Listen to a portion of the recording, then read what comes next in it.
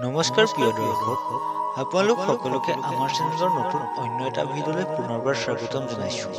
প্ৰিয় দৰ্শক, হিন্দু শাস্ত্ৰ অনুযায়ী এক গুৰুত্বপূৰ্ণ তিথি হ'ল অম্বুবাচী। অসমৰ গুৱাহাটীৰ কামাখ্যা মন্দিৰ তন্ত্ৰ সাধনাৰ অন্যতম কেন্দ্ৰ। এই কামাখ্যা মন্দিৰ ৫১টা শক্তিপীঠৰ ভিতৰত অন্যতম শক্তি। ইয়াত সতীৰ অংগ সৰি পৰিল। কামাখ্যা মন্দিৰলৈ আহিলে কোনেও খালী হাতে নাযায়। কামাখ্যা দেৱীয়ে ভক্তৰ সকলো কামনা পূৰ্ণ কৰে। যদিও এই মন্দিৰ গোটেই বছৰ খোলা থাকে, অম্বুবাচীৰ সময়ত কামাখ্যা মন্দিৰ সদায় বন্ধ কৰি ৰখা হয়। অম্বুবাচীৰ বিশেষ মুহূৰ্ত হিন্দু শাস্ত্ৰত স্বীকৃতি লাভ কৰিছে। চলিত বৰ্ষৰ ২২ জুনৰ পৰা আৰম্ভ হ'ব অম্বুবাচী আৰু ২৬ জুনত ইয়াৰ অন্ত পৰিব। প্ৰিয় দৰ্শক, শাস্ত্ৰ অনুসৰি কিছুমান বিশেষ নিয়ম আছে, যিবোৰ নিয়ম অম্বুবাচীৰ সময়ত পালন কৰিব লাগে। দৰ্শকবৃন্দ, আজিৰ এই ভিডিঅ'টোৰ জৰিয়তে জানো আহকচোন, অম্বুবাচীৰ সময়তনো কি নিয়ম পালন কৰিব লাগে আৰু কি কৰ্ম কৰিব নালাগে, এই বিষয়ে আপোনালোকক জনাম। গতিকে ভিডিঅ'টো শেষলৈকে চাব আৰু যদি ভিডিঅ'টো চাই ভাল পায়, ভিডিঅ'টোত লাইক এটা দিব আৰু আমাৰ চেনেলটোলৈ যদি প্ৰথমবাৰৰ বাবে আহিছে, তেতিয়াহ'লে চেনেলটো ছাবস্ক্ৰাইব কৰি ল'বলৈ নাপাহৰিব। প্ৰিয় দৰ্শক, অম্বুবাচীৰ সময়ত আহাৰ মাহত মৃগশিৰ নক্ষত্ৰৰ চতুৰ্থ স্থানত ধৰিত্ৰী ঋতুস্ৰাৱ হয় বুলি বিশ্বাস কৰা হয়। ধৰিত্ৰীক ধৃতি মাতা বুলি সম্বোধন কৰি শাস্ত্ৰমতে এই ৩ দিন কোনো লোকে মাটি খন্দাৰ পৰা বিৰত থাকে। এই ৩ দিন মাটি খন্দা বন্ধ কৰা হয়, যিহেতু ঋতুস্ৰাৱী মহিলাইহে সন্তান জন্ম দিব পাৰে। গতিকে অম্বুবাচীৰ পিছত ধৃতিও অধিক উৰ্বৰ হৈ পৰে বুলি বিশ্বাস কৰা হয়। আৰু এই বিশ্বাসৰ পৰাই কামাখ্যা দেৱীৰ মূৰ্তিও দেৱী মন্দিৰৰ ভিতৰত ৩ দিন কাপোৰেৰে ঢাকি ৰখা হয়। প্ৰিয় দৰ্শক, গুৱাহাটীৰ কামাখ্যা মন্দিৰত দেৱীৰ কোনো মূৰ্তি নাই। ইয়াত সতীৰ অংগ পৰিল, গতিকে ইয়াত দেৱী সতীৰ অংগ পূজন কৰাৰ ব্যৱস্থা কৰা হৈছে। প্ৰতি বছৰে জুন মাহত সতী দেৱীৰ ঋতুস্ৰাৱ হয়। এই সময়ছোৱাত অম্বুবাচী নামেৰে জনাজাত। ৩ দিন ধৰি বন্ধ হৈ পিছত বিশেষ পূজাৰ জৰিয়তে খুলি দিয়া হয়। আকৌ এই সময়ত প্ৰসাদ হিচাপে ৰঙা তিতা কাপোৰ এখন দিয়া হয়। দেৱীৰ ঋতুস্ৰাৱৰ আগে আগে সেই ঠাইৰ ওপৰত এখন বগা কাপোৰ মেলি দিয়া হয়।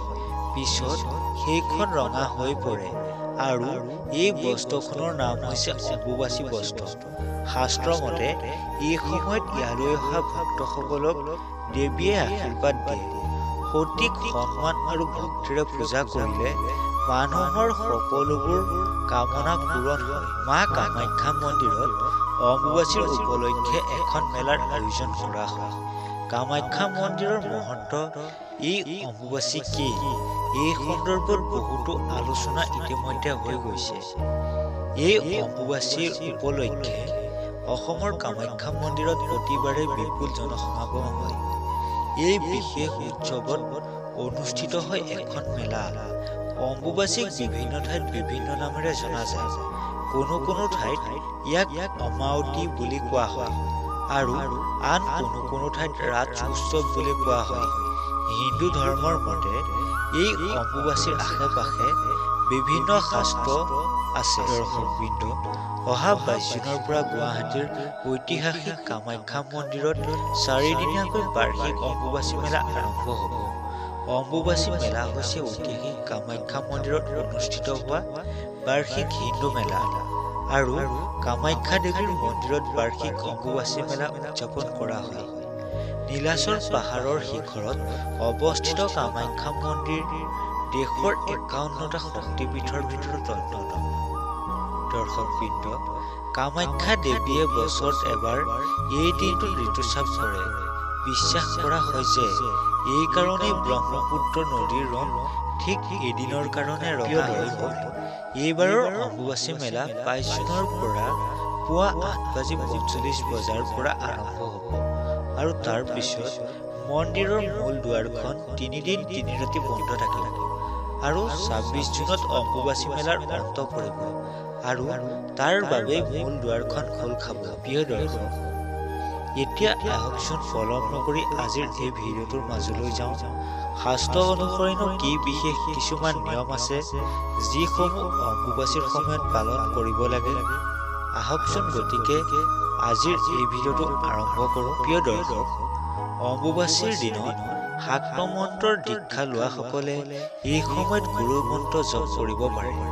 হিন্দু শাস্ত্ৰ মতে জপত কোনো দোষ নাই। এই সময়ত ধৰিত্ৰী মাতৃৰ ঋতুস্ৰাৱ হয় বুলি বিশ্বাস কৰা হয়। গতিকে অম্বুবাচীৰ সময়ত হাল বোৱা, গছ ৰোপণ কৰা আৰু মাটি খন্দা কাৰ্যসমূহ নিষিদ্ধ থাকে। এই সময়ত আন কোনো বিশেষ পূজা আয়োজন নকৰাই ভাল। কিন্তু যিকোনো বছৰত যদি ৰথযাত্ৰাৰ উৎসৱ এই সময়ত পৰে তেন্তে নিৰ্দিষ্ট নিয়ম অনুসৰি এই পূজা কৰিব পাৰে। কাৰণ ৰথযাত্ৰাক এক ৰুটিন হিচাপে গণ্য কৰা হয়। এই 3 দিনত ঘৰত প্ৰৱেশ, বিবাহ, অন্যান্য শুভ কাম কৰিব নালাগে বুলি বিশ্বাস কৰা হয়। প্ৰিয় দৰ্শক, যিবোৰ দিনত অম্বুবাচী উপস্থিত থাকিব সেইবোৰ দিনত ঠাকুৰে ঘৰত ৰঙা কাপোৰেৰে দেৱীৰ ছবি বা মূৰ্তি ঢাকি দিব। অম্বুবাচীৰ শেষ হোৱাৰ পিছত দেৱীৰ আসন সলনি কৰে। ইয়াৰ পিছত গা পা ধুই পূজা আৰম্ভ কৰিব পাৰে।